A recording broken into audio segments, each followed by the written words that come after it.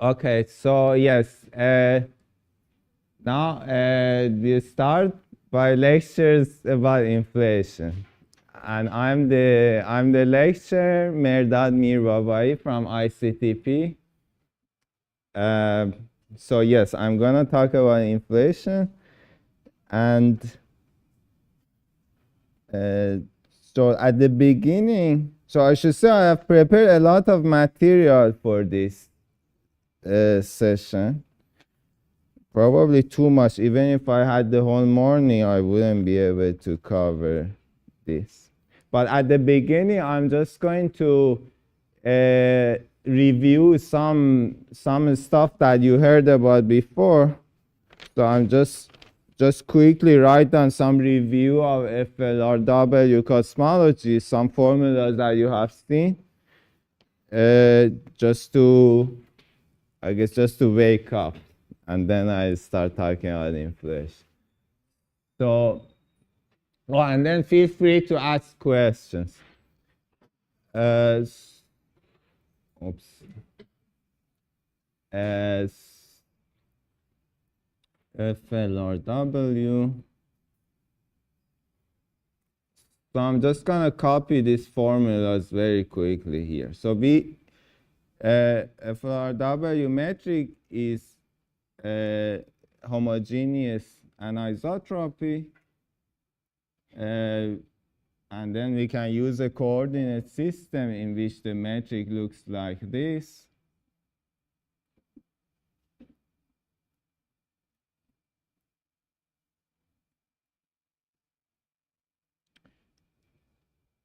There are three possibilities. So this part of the metric is called the spatial part of the metric. The spatial slices are maximally symmetric. They are homogeneous anisotropy.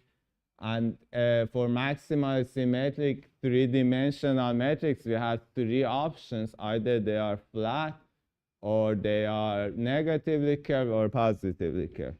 Depending on that, we have these three choices for this radial coordinate r of chi.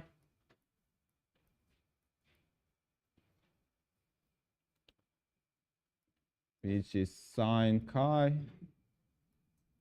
if it is positively curved.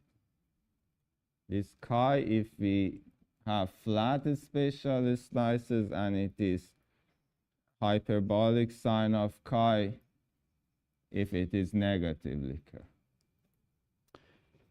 With the symmetries of FRW, the energy momentum tensor takes a very simple form. It takes the form of energy momentum tensor of a perfect fluid that is co-moving with the cosmological time, and it has two independent, it is parameterized by two independent variables, which we call density and pressure. The covariant conservation of T mu nu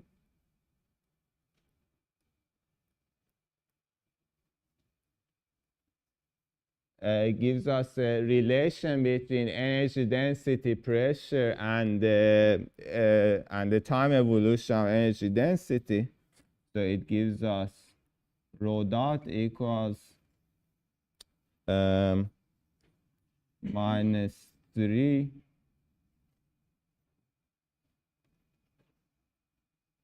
A dot over A times rho plus P. And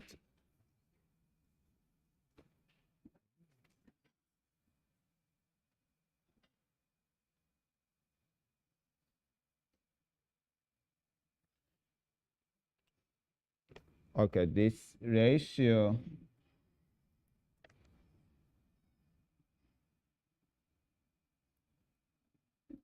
is called the Hubble parameter.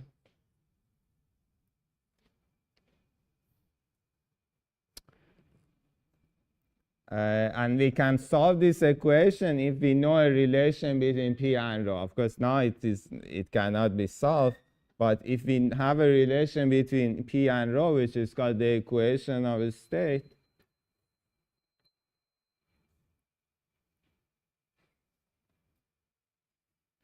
some relation between P and rho, then this equation allows us to solve for P as a function of, for rho as a function of the scale factor. Now, a very simple model that we use is very useful, is very simple, but also actually accurate for most practical purposes, is to take P to be some constant times rho. Of course, it's very simplistic, but there are multiple periods during cosmology where such a simple parametrization, such a simple equation of a state gives a relatively accurate description. Like when we are deep in the radiation era or deep in the matter era. And of course, it's useful for getting intuition about how things evolve, and then one can, of course, make it more complicated.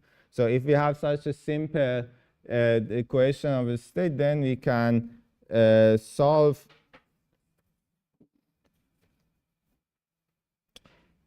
for rho as a function of the scale factor. So we can integrate this equation, eliminate time, and just obtain rho equals rho naught times a divided by a naught to power minus 3, 1 plus w. Okay, let us consider some examples.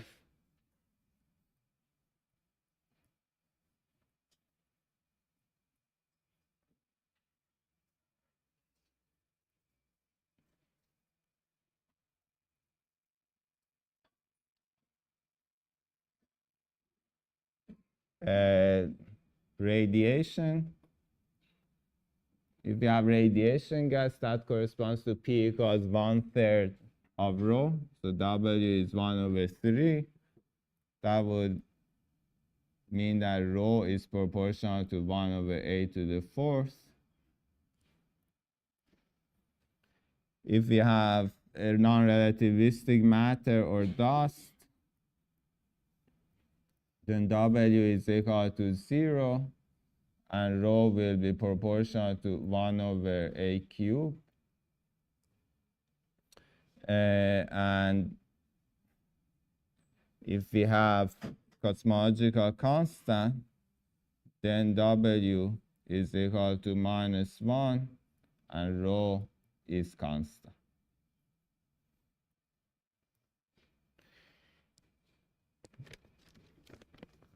Okay, so these are kind of kinematic equations in the sense that we didn't solve for the expansion history. We just found the relation between the energy density and the scale factor, this A, assuming a given simple equation of the state. But whatever P of rho is, actually this equation can be solved to find rho as a function of A.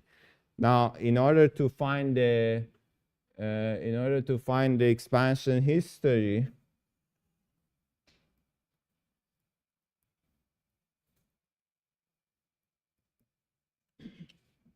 we need to use the Einstein equations.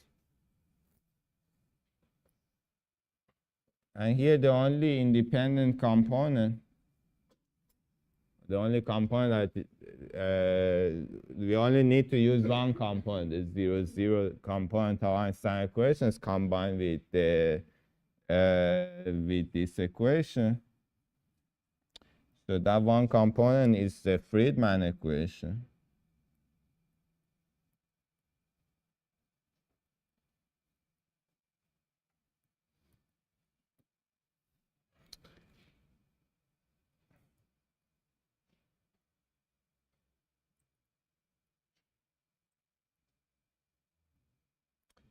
h squared equals 8 pi g over 3 times rho minus k over e squared. So now when we combine these two equations, now we can solve for the expansion history for a of t. For instance,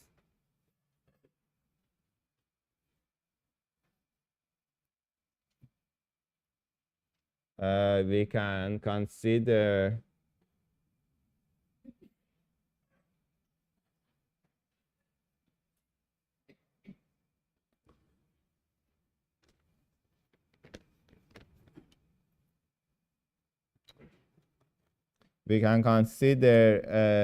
flat matter dominated cosmology just as an exercise.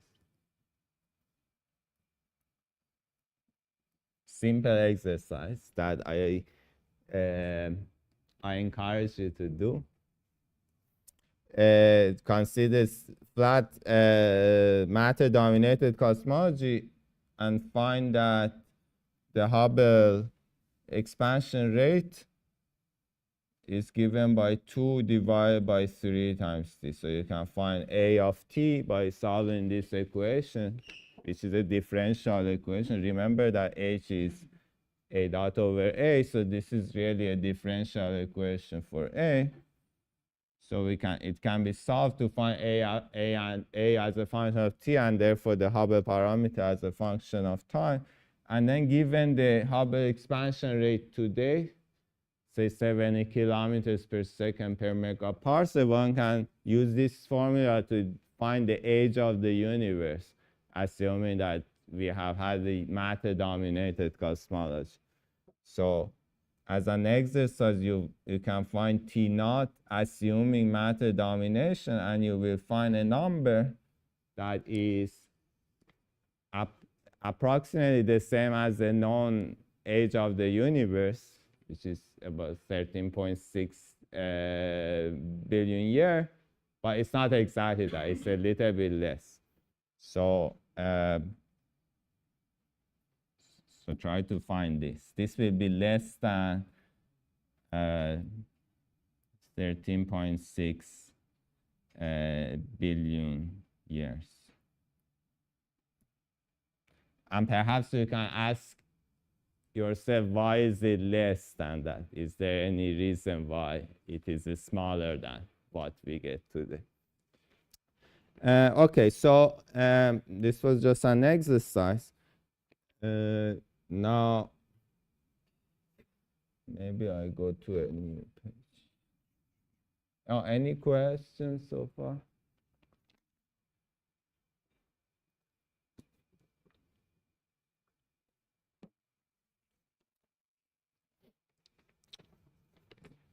Mm-hmm.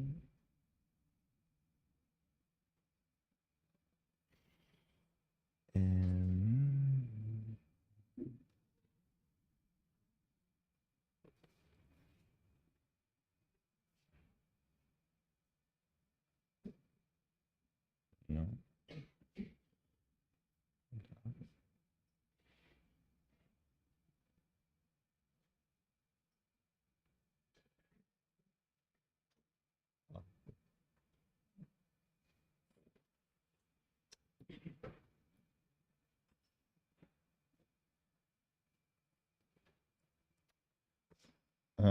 Okay.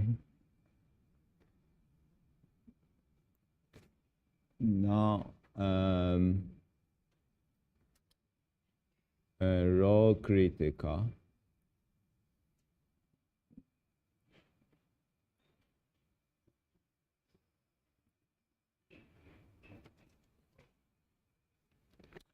So we define rho critical.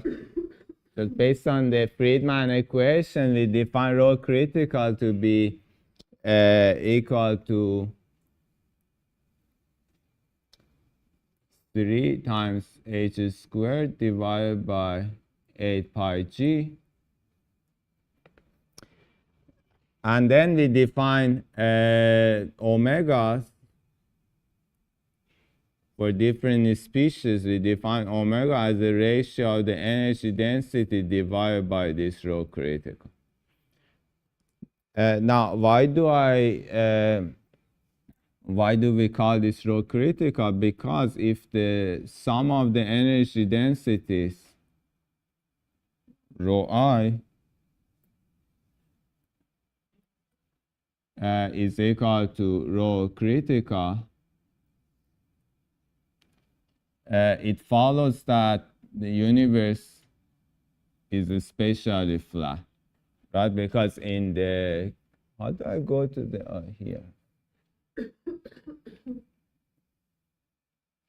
So here you see that if this, oops.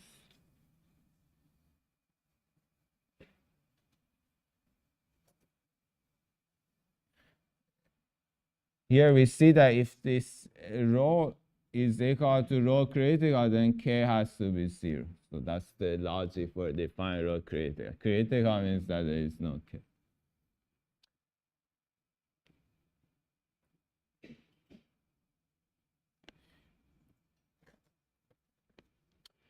Or equivalently, there is the sum of omega i's would be equal. If we divide this equation by rho critical, then it tells us that if K equal to 0, then the sum of omega I is equal to 1.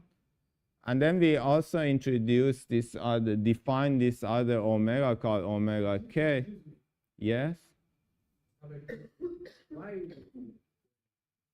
you do the sum rho, then K equals 0? Why? Because so sum of rho I is so this sum is equal to, let me erase this.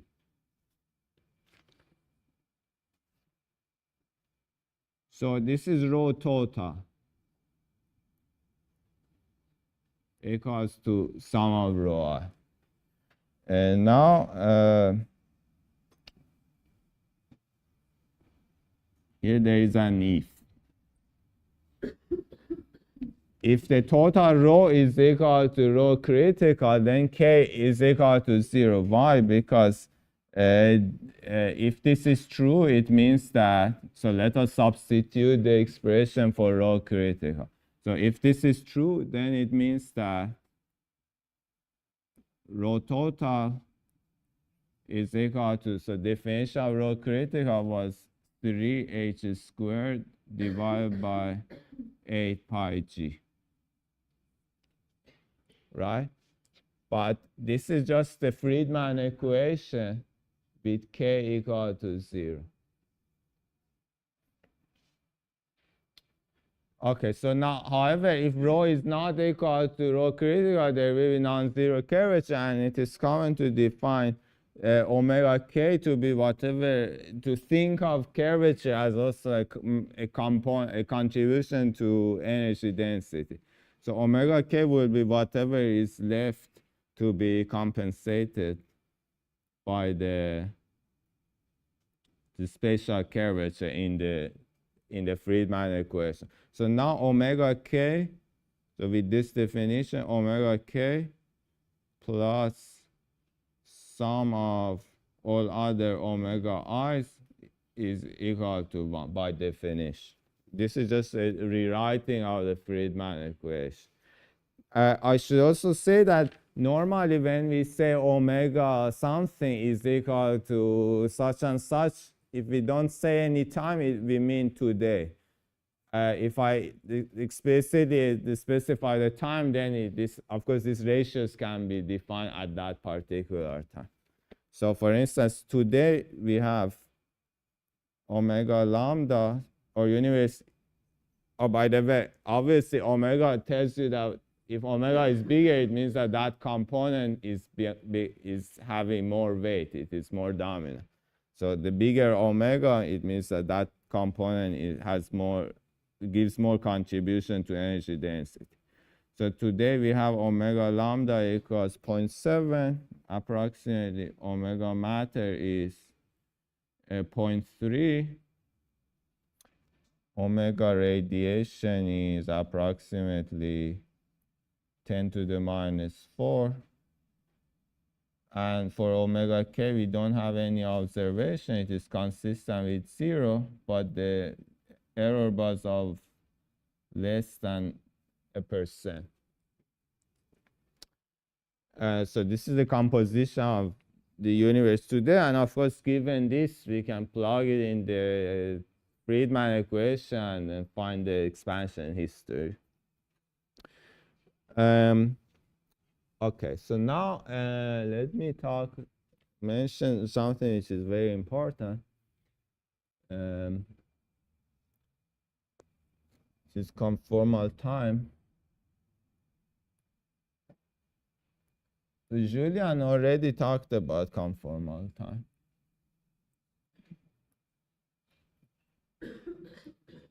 By repeat. So conformal time that Julian showed by eta, but I'm showing it, denoting it by tau, is defined as d tau equals dt divided by a. It is defined in this way so that the metric in terms of conformal time is conformal. Yes?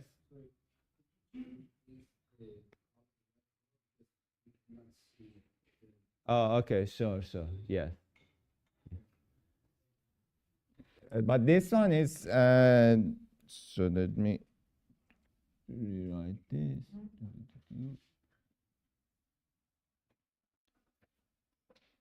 So the title is conformal time. I won't rewrite that. But the definition of conformal time is dt divided by a. And it is defined like this so that the metric is now conformal. What does it mean conformal? Conformal means that it is a factor multiplying the flat metric.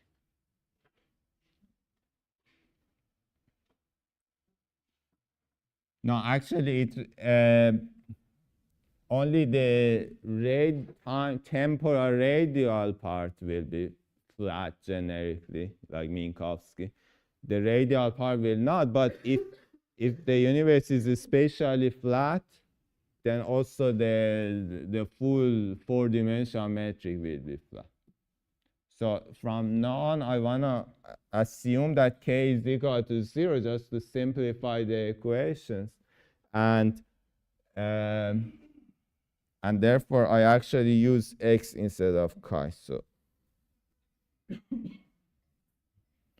So let me specify the, let me write it just in terms of Cartesian coordinates. So now, as you see, this part is just a Minkowski is just a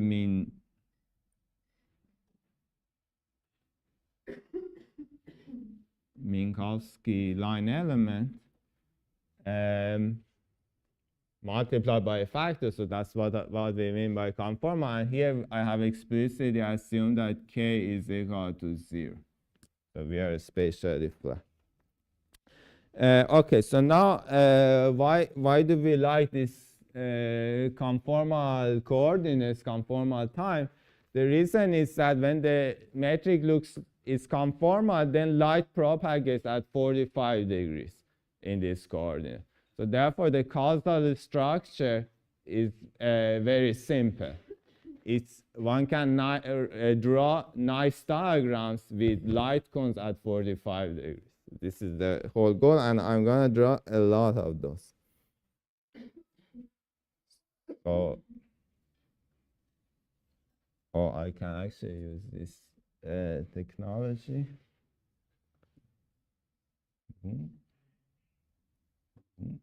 No.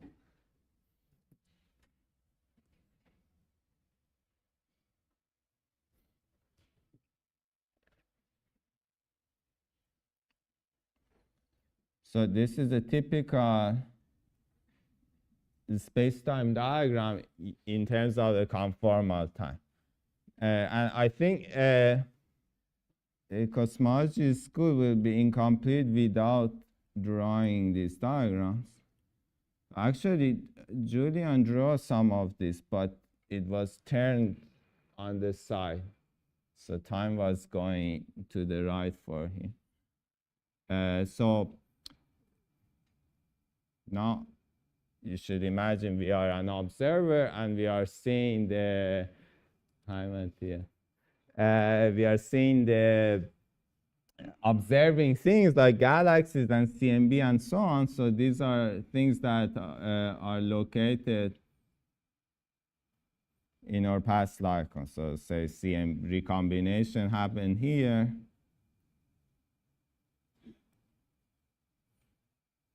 And then we are receiving photons and other things coming to us along the light. Okay, so now why is this useful? This kind of diagrams or this conformal time. For instance, if we consider two different times, let me define this let me ask what is delta tau, the difference between the conformal time between two different time, cosmological time, say T1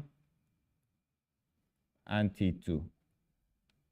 So since the metric is conformally flat, and of course I have set c the speed of light to 1, then the change in the conformal time, it gives me the change, the rate, the co-moving distance up to which I can see at that earlier time. So this difference is equal to, in words,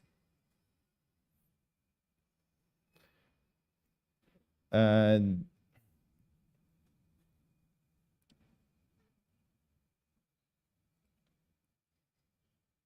equal to the co-moving distance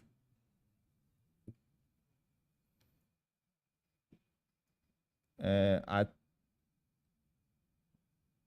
T1, that is in principle,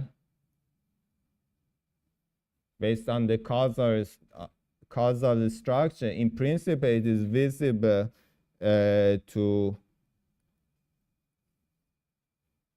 observer who lives at T2.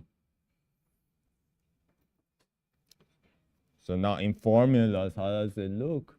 It is equal to, so remember that d tau is dt over a, so this is just an integral from T1 to T2 of dt over a. Now, if we have a simple cosmology with equation of state W, so here I insert the assumption that P over rho is equal to W equals constant, then I will get 2 divided by 3W plus 1 times H naught multiplying A2 to power 3W plus 1 divided by 2 minus A1 to the same power.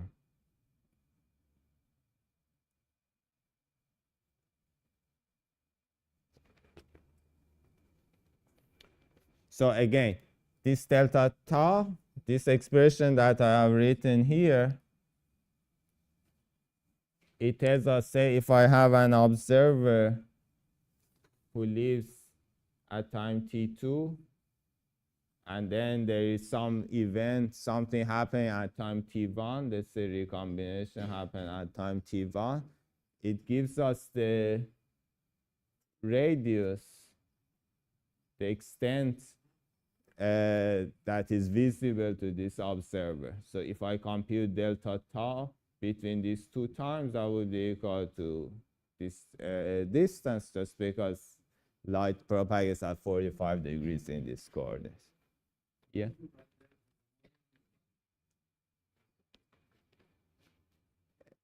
Say again.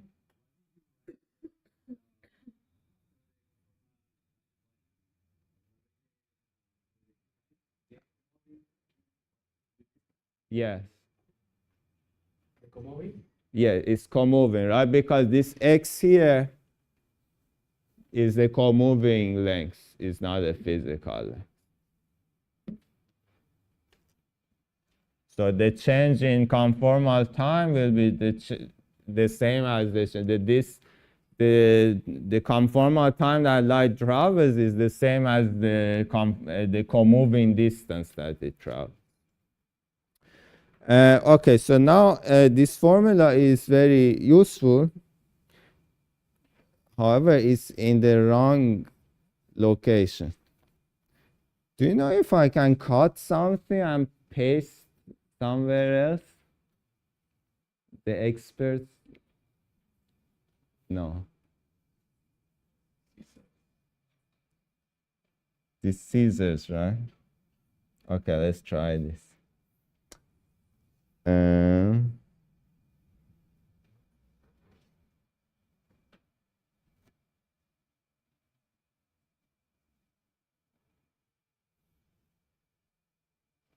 Any idea? The second one. There was an interesting question in YouTube. Uh-huh. What is the physical meaning of the conformal time? Okay, the question is, what is the physical meaning of the conformal time? I don't know.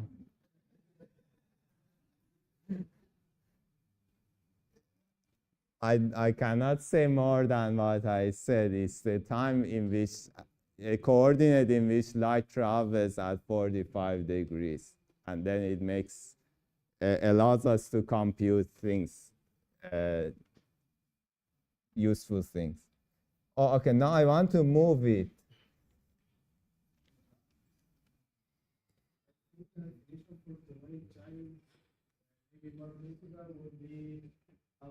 The time that an observer measures that moves around and expanding here, You are asking, you are saying that could be a physical explanation. Okay, so the time that an observer, a co-moving observer measures is what I call T. Yes, that is the time that the clock of an observer measures. Simply because the clock of an observer measures the proper time. Proper time is just the square of the proper time is minus the line element, right? So if you have a co-moving observer who sits as a constant x, then the line element is just minus dt squared. Therefore, the clock of that observer is measuring t. But how can I move this? No. It should be something. What if? No. Oh, good.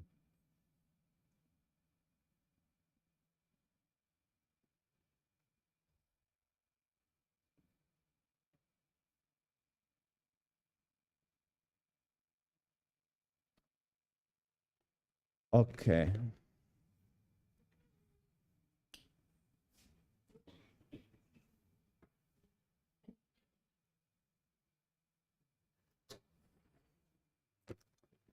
So we computed this change in the conformal time. So let us make some observations. Let's make some observations. So let's consider,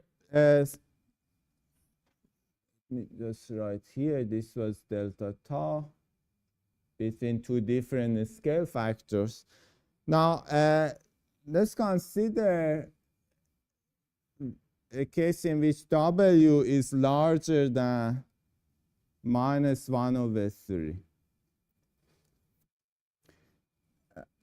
Then we can ask about the limit of A1 going to 0 of this expression, delta tau.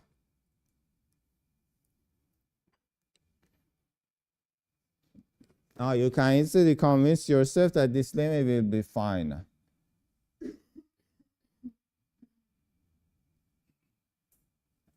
Now what's the meaning of A1 going to 0? Let us remember. So we are considering an expanding universe.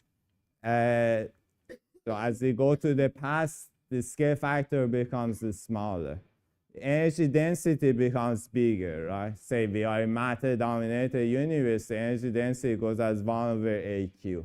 As we go to the past, then the scale factor becomes smaller, the energy density becomes bigger. When A goes to 0, we will have a singularity. Energy density goes to infinity. So A going to 0 corresponds to an initial singularity, a Big Bang singularity of FRW cosmology.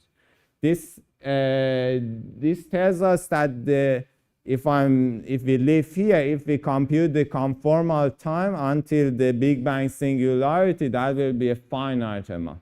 Or in other words, the farthest distance up to which we can see until from the time of Big Bang singularity is finite.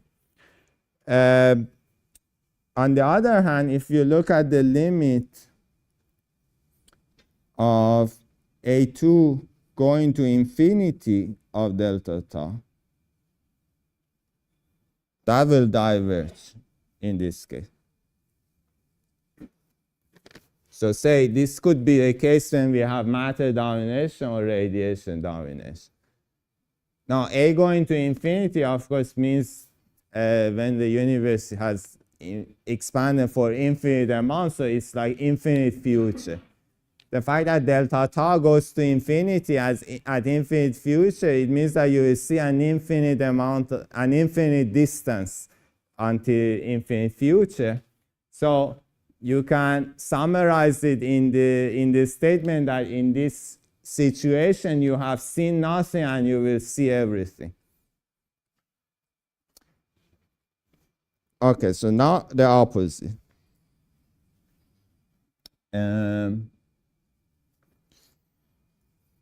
If W is less than minus a third, then obviously the opposite thing happens, because W equals minus a third is the threshold for this behavior, right? If W is larger than a third, minus a third, then these are positive powers. If it is less than minus a third, these are negative powers. So now the statements will switch. When A1 goes to 0, you will have infinity. When A2 goes to infinity, you will get a finite amount. But I write them anyway. So limit of A1 going to, oh, by the way, you might wonder why do these things have to do with inflation? Hopefully we'll see. Delta tau, A1 going to 0 of delta tau is infinite, and limit, by the way, okay, another thing you might ask, why do I send A1 to 0 and A2 to infinity? It's because A2 is always bigger than A1 in expanding universe. So the opposite limit doesn't make any sense. All right, so now remember that in the lambda CDM cosmology, we have composition, we have all different components. We have radiation, matter, and lambda. Radiation and matter fall in this category. Lambda falls in this category. Now we should put them together. Now we know that at the early time, radiation and first matter and then radiation as we go to the past dominate. So this statement about the behavior in the past at the early time will be determined by those components. But the future behavior is determined by the cosmological constant because that's the one that dominates in the future. So therefore, this part is determined by the lambda component. So what happens is that in our lambda CDM cosmology, the limits in the past and future, both of them converge. Both of them are final. In fact, you can do this exercise. It's not very hard.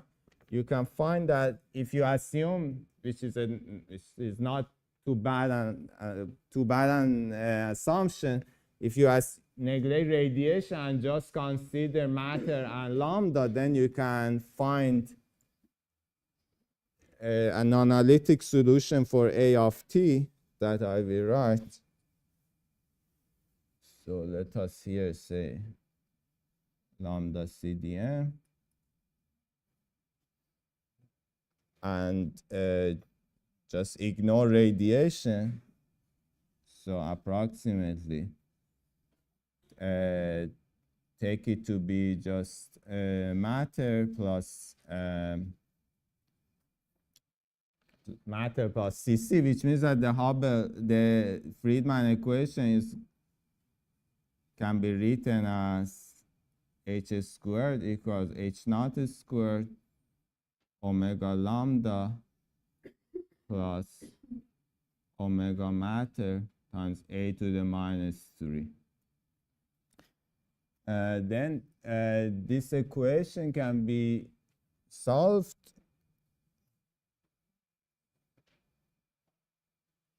analytically, and you can find this relation for A of t. Omega m divided by omega lambda to power 1/3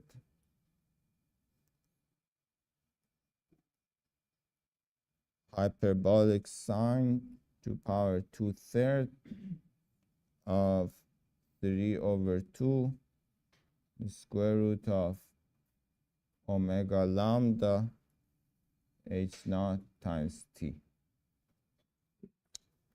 Now, this expression is a bit lengthy, but if you look at the limits of this, like early time limit will be simplified. It becomes the same as matter domination. If you look at it late time, it will be the same as having just a pure cosmological constant. Anyway, the important thing is that you can verify this statement that in this case, or in lambda, more generally in lambda CDM cosmology, we are in this situation, meaning that there will be a finite range of delta tau between Big Bang singularity and infinite future. So if I want to draw one of these space-time diagrams here, it should look like this.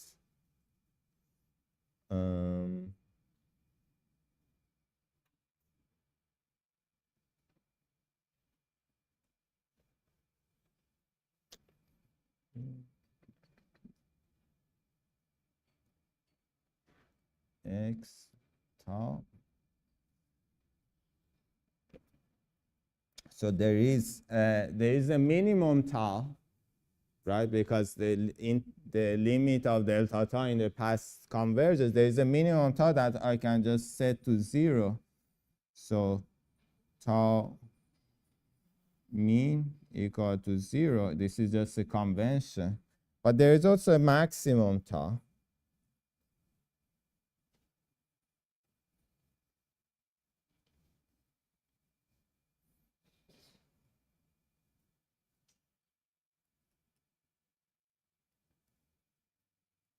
That given this formula, you can compute it's some number that I leave it as an exercise for you, divided by h naught. And then we are the observer who is in here. So we say we are here.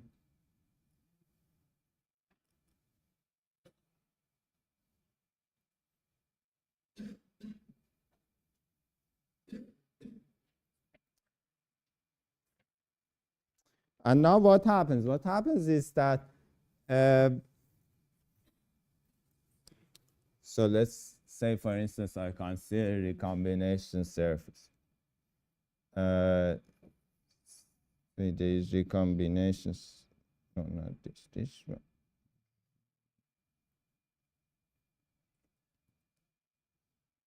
So this is a recombination surface. So what happens is that we have seen some part of this, some distance up to the recombination surface. If we were in a matter-dominated cosmology, we would see more and more of this. But in fact, given that we are in lambda domination, we would see only a finite, up to a finite co-moving distance of the recombination surface. So it will not keep growing.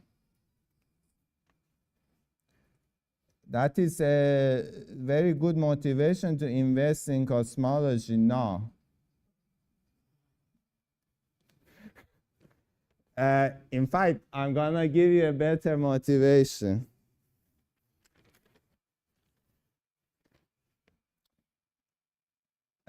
Very soon. So now it seems that, okay, maybe in the future we just see a finite distance, but it's not really true. Actually, with time it's getting worse and worse because of the following. So let us consider that space-time that I consider, again, lambda CDM, but let's go towards the future. So now I'm going to tell you what time is it? Okay. So I'm gonna tell you about the Ceter universe.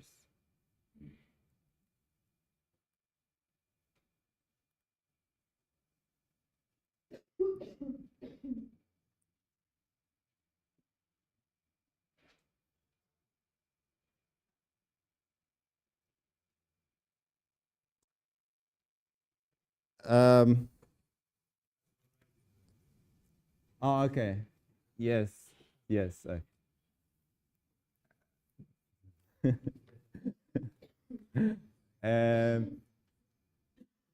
So this is just the Ceter universe, nothing important, nothing to miss here.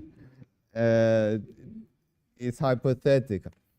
But maybe I need to actually copy paste that diagram.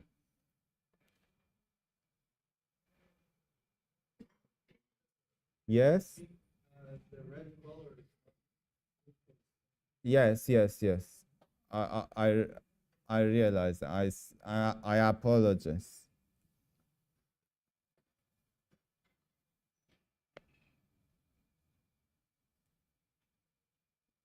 This one.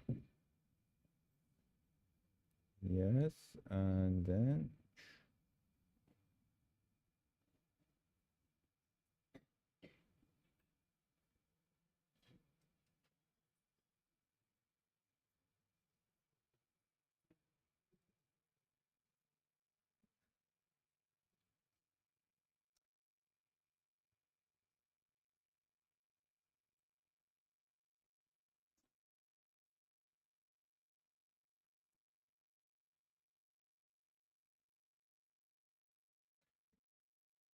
okay.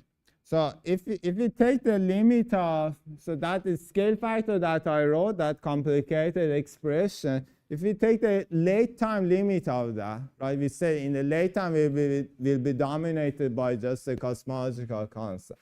It will have a simple behavior. The simple behavior can be also understood by just looking at the Friedman equation. So if I go to the very late times, then the matter contribution to that equation will be negligible. So will be approximately, we will have approximately h squared equal h naught squared omega lambda, and that's it. There was an omega matter times a1 over a cube, but that goes to 0 at later. So this means that h is equal to a constant, which means that the scale factor will be proportional, a of t will be proportional to e to the ht.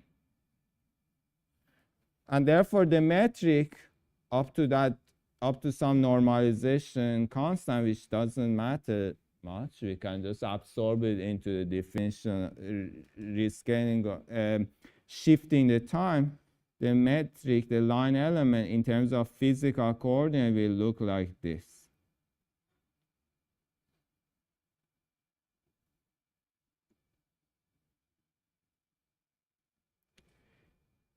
Of course, this is an approximation. So we are saying if we take our universe and go to the very far future, then it will, the line element will approach this line element. But this exact form is what is called a de Sitter spacetime.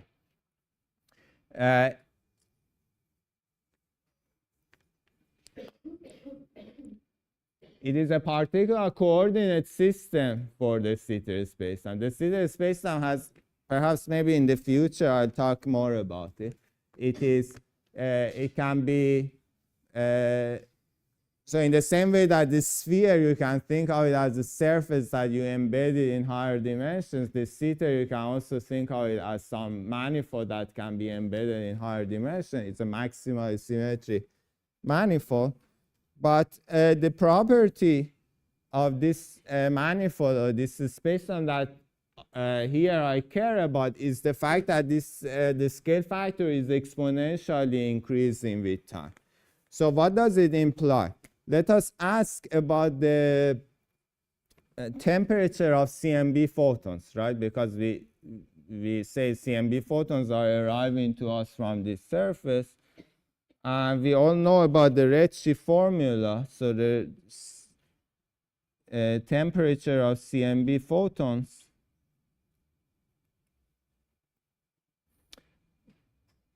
is equal to A recombination divided by A of T times temperature at recombination, which is something over the 1 electron. Now, if we take the late time limit, today we know that CMB temperature is about 2.7 Kelvin. So in the future, it will be about 2.7 Kelvin times e to the minus h times t minus t naught.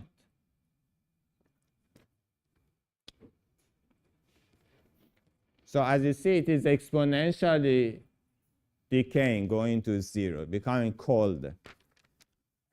So therefore, what happens is that after a short time, the CMB temperature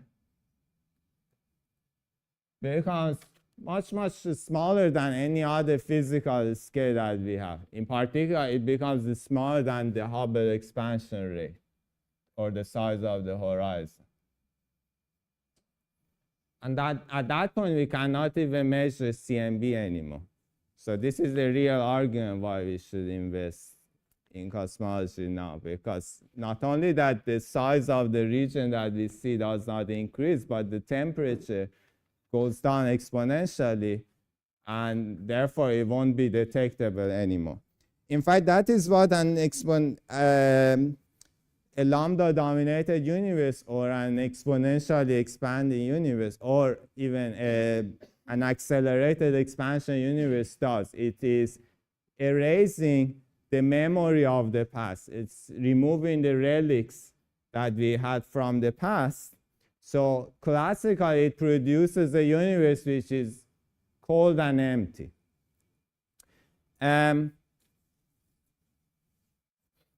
However, quantum mechanically, it does something interesting. So now let us think about it in a slightly different way. Maybe in a way that is common when people talk about black holes. So let us imagine we have two observers, or two friends, Alice and Bob.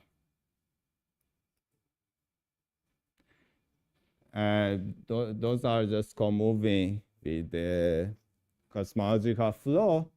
And originally, Alice and Bob are not too far from each other, so they can exchange messages. Say, Bob every 2 minutes send a message to Alice. So Alice keeps receiving these messages from Bob. Remember that messages travel at 45 degrees. Now you see that there is a point at which Bob will cross this last light cone that Alice can access to.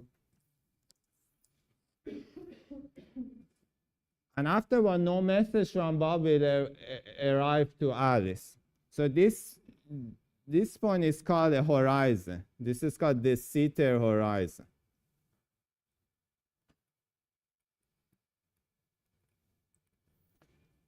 So what we say, the jargon is that at some point Bob falls through the horizon, or through the, here is the cosmological, De Sitter horizon, and after which there is no communication possible from Bob to Alice. Bob will not be able to send any other messages to Alice. A similar situation happens when we have black holes, or when we have accelerated observers. There is in the case of black hole, there is the black hole event horizon, and in the case of accelerated observer, there is a Rindler horizon. So if we have two observers that one of them falling through the black hole horizon and one is staying outside, then there will be a last point when they can send messages. And then afterward, there won't be any possible communication. Now, what happens is that in these situations when we have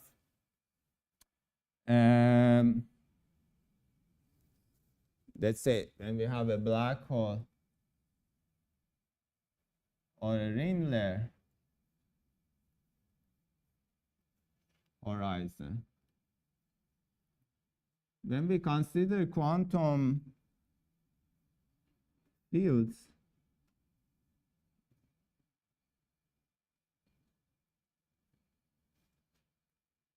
so quantum field theory rather than classical field theory, then we will discover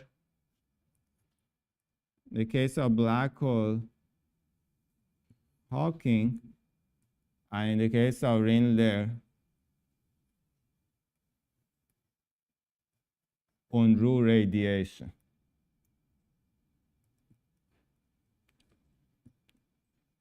Heuristically, what happens is that you will have pair creation. In any quantum field theory, you have pair creation happening everywhere. But when you have a horizon, then you have the chance of forming a pairs, and one of the virtual pairs, one of them falling inside the horizon, and one of them going outside. And therefore, you will get a radiation with the temperature. Now, a similar thing happens to De Sitter or quasi-De Sitter spaces. When you have De Sitter horizon, then that leads to some radiation. So, quantum fluctuations at the temperature, which is called De Sitter temperature, and that is equal to the Hubble expansion rate of De Sitter. So therefore, this exponentially expanded universe that we have here, what it does is that it erases existing structures classically, but quantum mechanically it produces the new ones. Now, this is something that we are going to see later when we talk about inflation. So we think that inflation is a similar period that happens early times, before the radiation domination period, and that is doing exactly the same thing, as we will see. But I think now is the time to stop.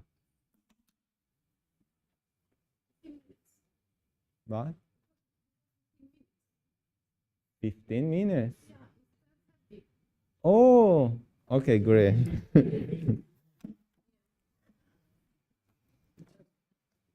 Yes? Apply to every space-time that has a horizon. Every space-time that has a horizon, you have the radiation will increase the secret or not? Yeah, as far as I know, it's very general. Okay, I have 15 more minutes, so I can finish the course on inflation. Yes? This radiation is only because of the exponential expansion. Uh-huh. I mean, there will be no similar effect to Hawking or Munro in a non-exponentially expanding universe. Okay, strictly speaking, you don't need actually the exponential expansion. What you need is actually the same criterion that I had. You need accelerated expansion. Normally, if this accelerated expansion is very fast, like W is close to -1, it is approximated by an exponential expansion. Yes?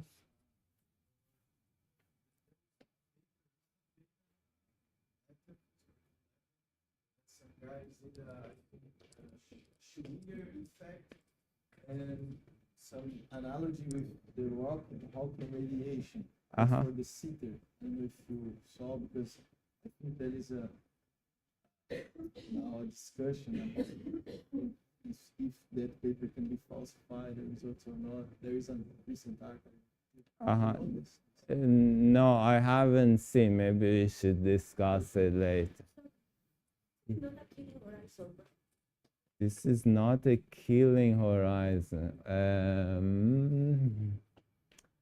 Actually, I think it is.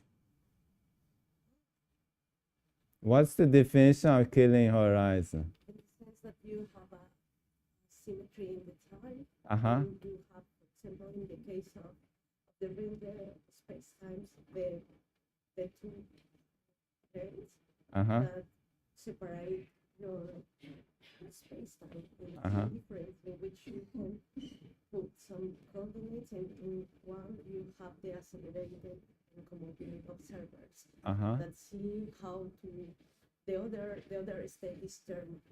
Uh-huh. In that sense, it's the Urdu case, but in this case, I don't see the killing vector. Okay. So they are asking if this is a killing horizon.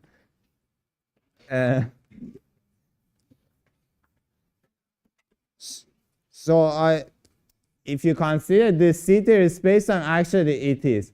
So killing horizon, maybe for others, if you haven't heard about the killing vectors, killing is the name of a person.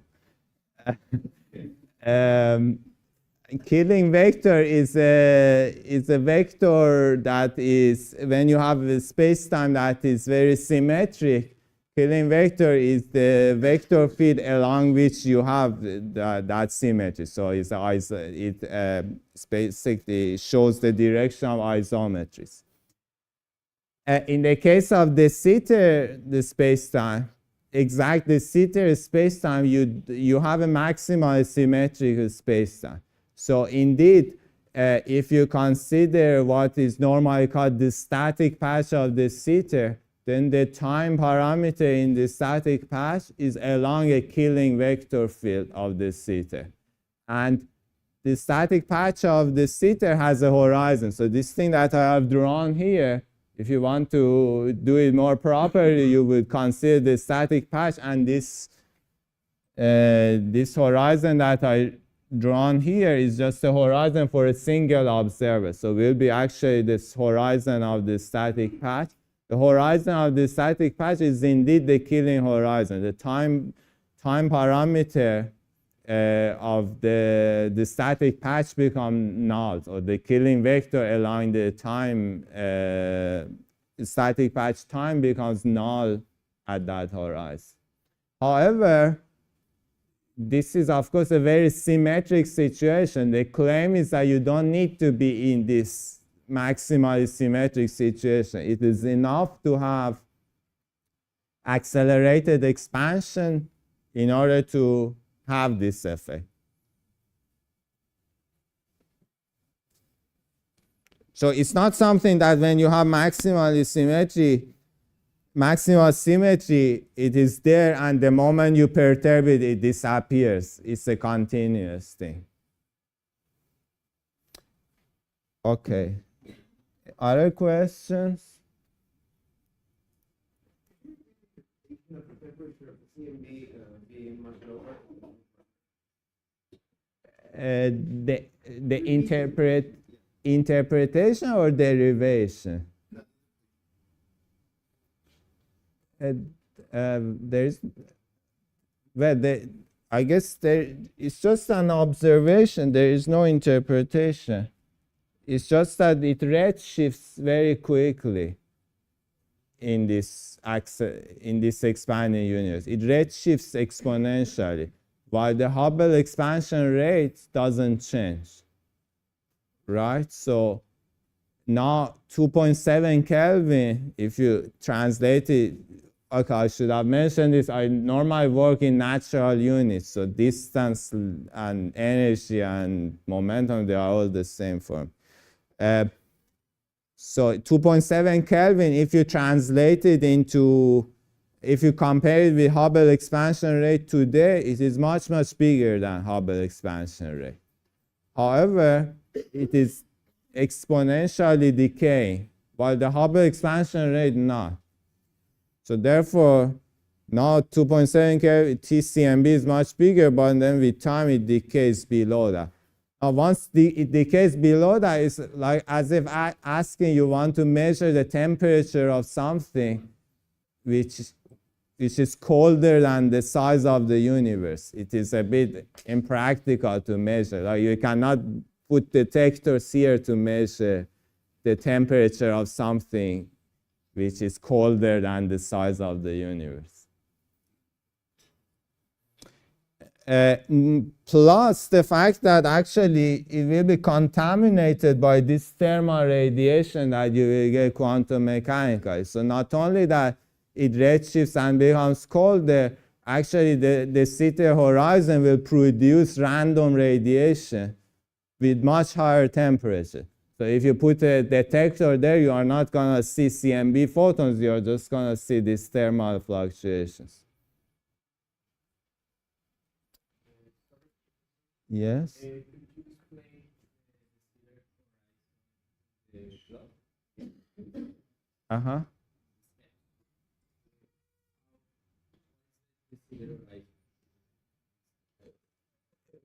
You're asking what it is or why what it is? The city horizon is something that is observer dependent.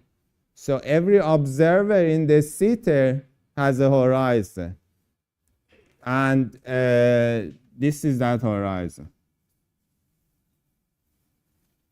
for the observer who is at x equal to 0. So sorry, these lines are supposed to be the same thing, but maybe the thicker line will be better. Okay, good. So this blue is the horizontal observer. It's the horizon of the observer at x equal to 0. So it's the horizon because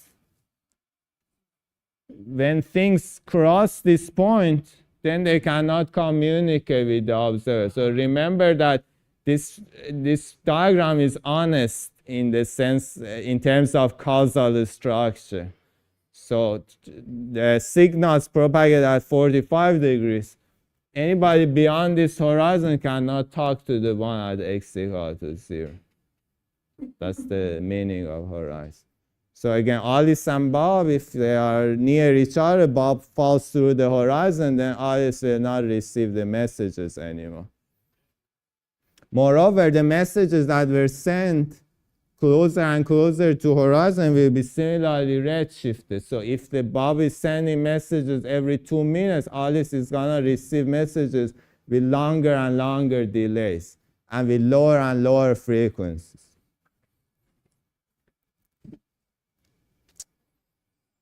Okay, so now I have 6 minutes. Now actually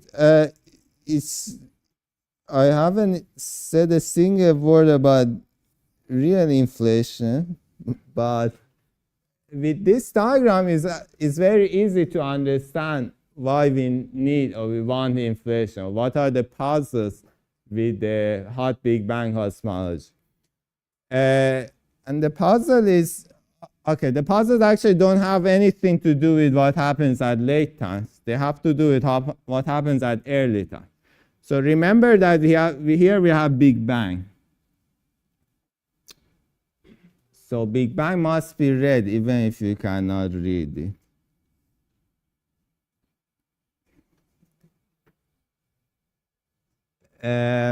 So what happens is that if you consider, so we see CMB photons from different directions and they have almost the same temperature up to fluctuations of order 10 to the minus 5, right? But now if you look at this diagram, so try to consider these 2 points. So consider this point here on this side of recombination surface and this point on the other side of recombination surface. These 2 points, we are saying that they have the temperature T1 is equal to T2 times 1 plus something of order 10 to the minus 5 or 4. So with tiny fluctuations, these faraway points have the same temperature. But these points we never had a chance to communicate with each other in the past. Right? Remember that this finishes here. In lambda CDM, Big Bang is the beginning, nothing before. Yes? What does it say? Say T1 equal T2? Yes? Times 1 plus order 10 to the minus 5. So what I mean is that T1 and T2 are equal up to corrections which are 1 in 10 to the 5. So they are very close together, almost homogeneous with tiny fluctuations. How could these 2 points that never had a chance to communicate with each other in the past have this similar temperature? This is one of the big puzzles that led originally to the invention of inflation.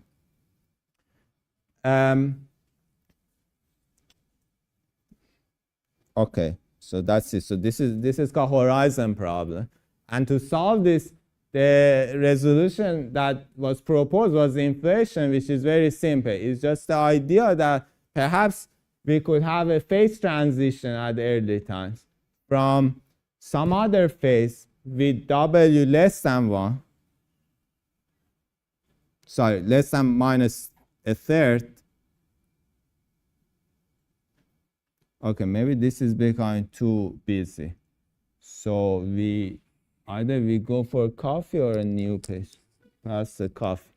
So let me just say it in words. So the idea is that in order to solve this problem, to explain why these 2 points that have never seen each other in the past can have the same temperature, of course, an easy resolution is to change the cosmic history so that they do see each other in the past. And if you remember from the last plot, if you have W less than minus a third, delta tau will diverge in the past. It will converge in the future or diverge in the past. So an easy resolution is to have a phase transition here. To have a phase transition here from a phase with W less than minus a third to the radiation domination. That phase transition is called reheat.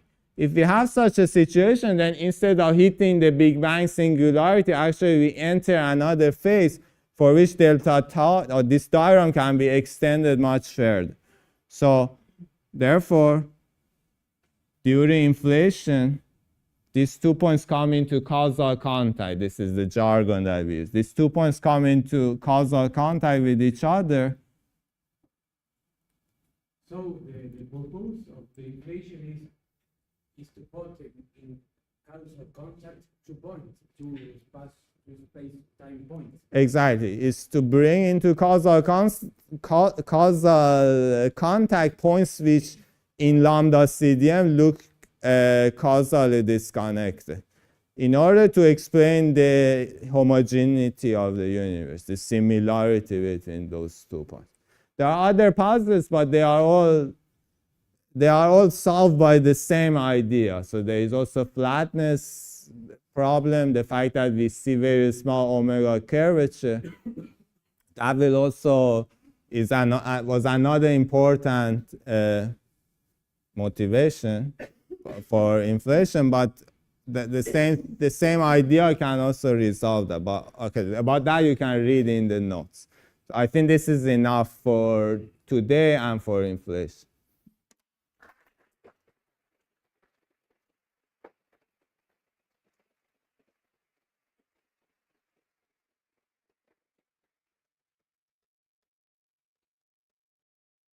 More questions? Yes? Going back to the discussion that, yeah, in the theater universe, you have that you can, in the future, in the far future, see the CMB because its temperature will be below the average of the universe. That's my point. Okay. So that would happen with black holes that radiate thermally by cosmic radiation, but their mass is small, so that the temperature is as well below the universe's average temperature. Would they radiate? Or? Okay, so they are asking about are you asking about Hawking emission by black holes in this universe? Okay.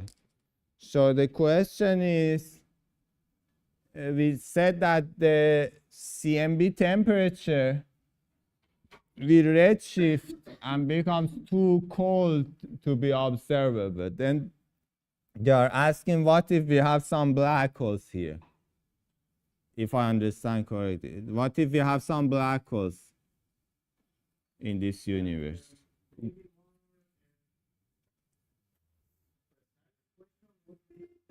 The temperature of the radiation of a black hole is directly related to its mass and the temperature. Yes. So in a classic thermodynamic situation, you would have that the temperature goes from bigger temperature to smaller temperature. Uh-huh. The heat. Yes. So what would happen if I have a black hole Yes. with a temperature? Uh-huh. Oh, this is a very interesting question. Actually, if you try to put a black hole inside the Sitter space-time, it will always be hotter than the temperature of the horizon temperature of the Sitter. Let me just say this to remind you that the black hole temperature, by the way, this I guess maybe we can also say more, talk about it more later, because I didn't want to go much into discussion about black hole physics. But black hole temperature is, unless it is extremal, unless your black hole is extremal, its temperature is of order of the inverse of its size, its Schwarzschild radius. Right? So now, therefore, the smaller your black hole is, the hotter it is. Right? It's not at least now, there's a different situation in a anti-de Sitter spacetime, but that is not relevant for us. So normally in flat spacetime or even in de Sitter, the smaller your black hole is, the hotter it is, right? So if you put a little black hole in let me also write the de Sitter temperature here. The de Sitter temperature is actually equal to Hubble expansion rate, which, by the way, is of order of one of the size of the cosmological horizon, right? The size of the universe, if you like. right? So if you want to fit a black hole inside the universe, its radius better be smaller than the size of the universe. Therefore, its temperature will be higher. So therefore, what happens is that black holes are actually unstable in the thermodynamic sense. It's like a hotter system put in a colder one. So they emit and they disappear.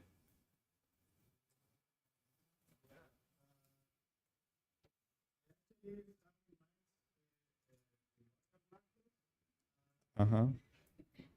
I don't know, I've seen that you would have smaller temperatures than the CMB, you know, directly at this.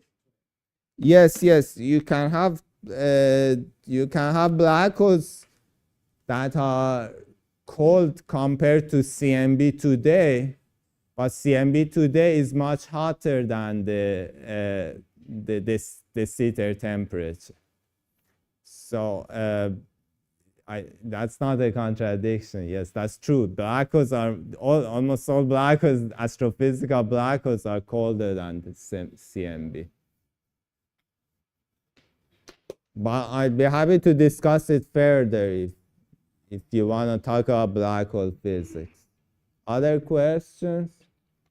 Or maybe,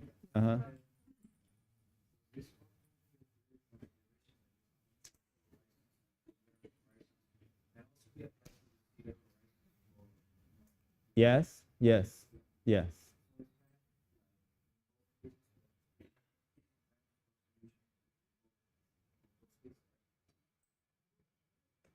Yeah, so the question is that if this QFT methods that is applied to black holes can be applied to the Sitter horizon, and the answer is yes. So for a similar reason, there is the Sitter temperature. Okay, let's go for a coffee.